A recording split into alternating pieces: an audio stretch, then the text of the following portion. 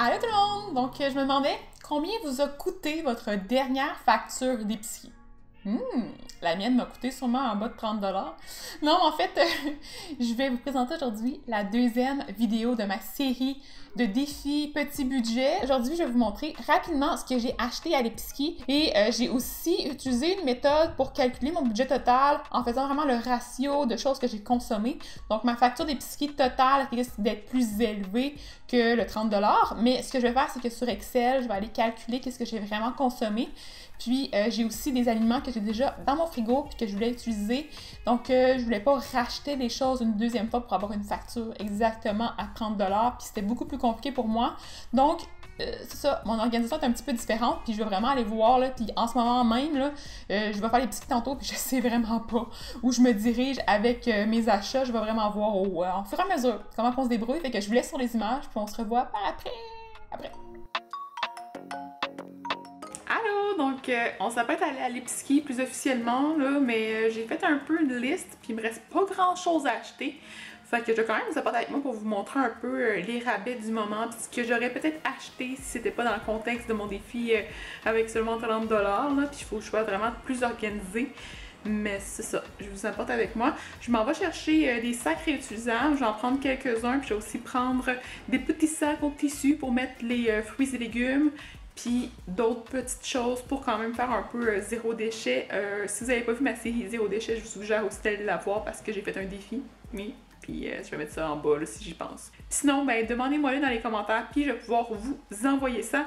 Fait que c'est ça, je vous apporte avec moi là. Je m'en vais. Comme vous pouvez voir, j'ai fait une très courte liste. J'ai pas besoin de grand-chose finalement. Je vais aller voir, là, mais j'ai quand même beaucoup d'ingrédients déjà à la maison que je veux utiliser. Fait que on va aller voir pour les rabais, puis on vous apporte avec nous. Puis comme je vous ai dit, voici le sac qu'on utilise. Donc mon chum en a mis pas mal des sacs dedans, là. Mais on a aussi ces petits sacs-là, réutilisables qu'on utilise pour mettre les fruits et légumes. On en a quelques-uns, on devrait être pas pire. En tout cas, on va voir rendu là-bas. C'est un départ!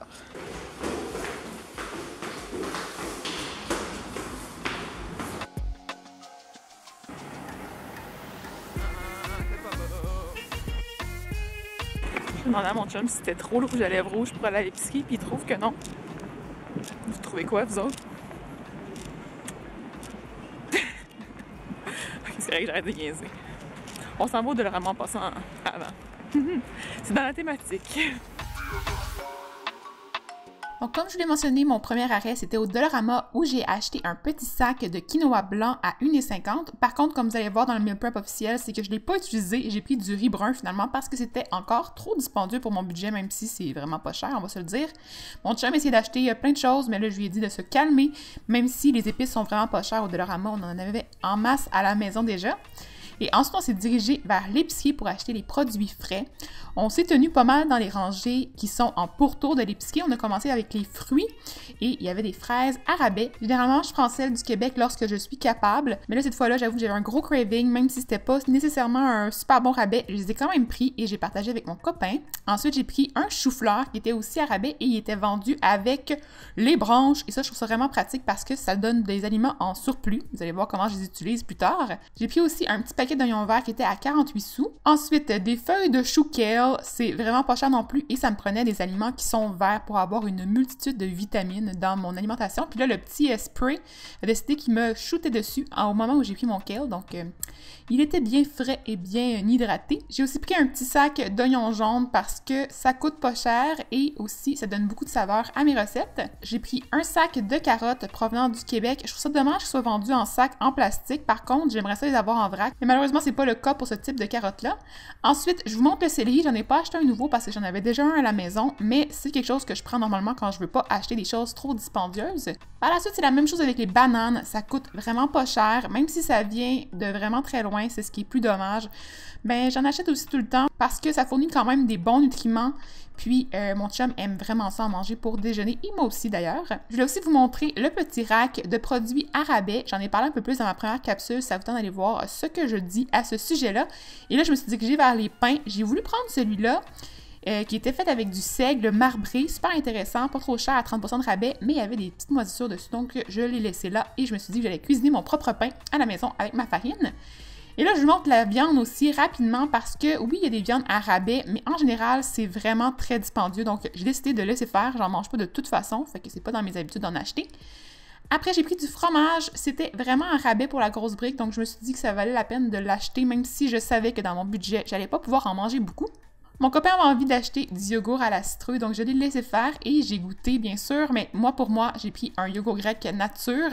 Ensuite, les cocos. Donc, comme vous allez pouvoir voir, mon alimentation va être majoritairement végétarienne. Donc, j'ai conclu que les œufs, ça serait plus pratique de les garder. J'ai un petit truc pour m'assurer qu'ils ne soient pas cassés, c'est que je passe mes petits doigts dessus et si les cocos bougent tous, c'est qu'ils ne sont pas cassés parce qu'il n'y aura pas de petit liquide qui va les garder collés dans le fond de l'emballage. Après, comme je vous ai dit, je mange beaucoup de chocolat dans la vie, fait que j'avais pas le choix d'en acheter. C'est sûr que c'est pas la palette la plus gourmande, là, c'est pas une super bonne qualité, mais à 1$, ça allait faire la job en masse.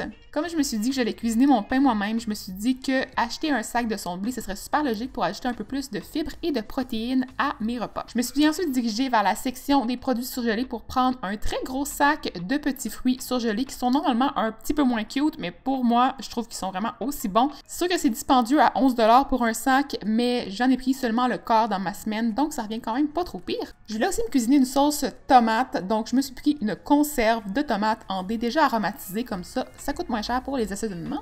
Après, cette marque-là de lait de coco est à 88 sous. C'est sûr que je la trouve un petit peu moins bonne, mais elle va faire le boulot. Je voulais aussi en profiter pour vous montrer que normalement, j'achète mon avoine dans des grosses poches comme ça. Ça revient quand même cher à l'achat, mais c'est définitivement moins dispendieux que d'acheter les petits formats. Après, j'ai acheté un petit sac de pâtes instantanées qui était vraiment en rabais.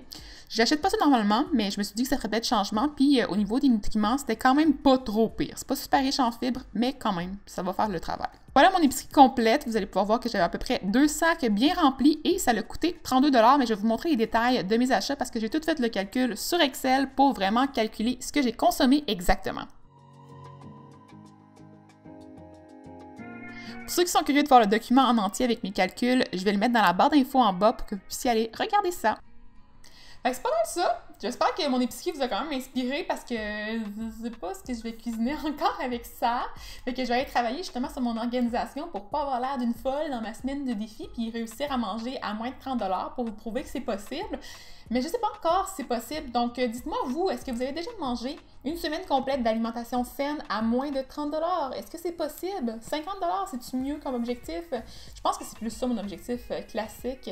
Fait que cette semaine, je me suis un petit peu plus restreinte, mais on va voir qu'est-ce que ça donne. Puis j'espère que ça va vous donner le goût de regarder pour mes prochaines vidéos de la série. Comme je vous ai dit, il y en a encore quelques-unes à venir, donc n'oubliez pas de vous abonner à ma chaîne pour pas manquer la suite. Mettez un petit thumbs up si vous voulez en voir plus au sujet de manger pas cher et sainement. Je pourrais en faire plus et commenter pour me donner d'autres trucs pour m'améliorer dans le futur. Aussi, n'oubliez pas d'activer la petite cloche de notification pour voir mes prochaines vidéos qui vont être en ligne très bientôt. Et c'est pas mal ça. Donc, je vous souhaite de passer une bonne fin de journée, puis à la prochaine. Bye!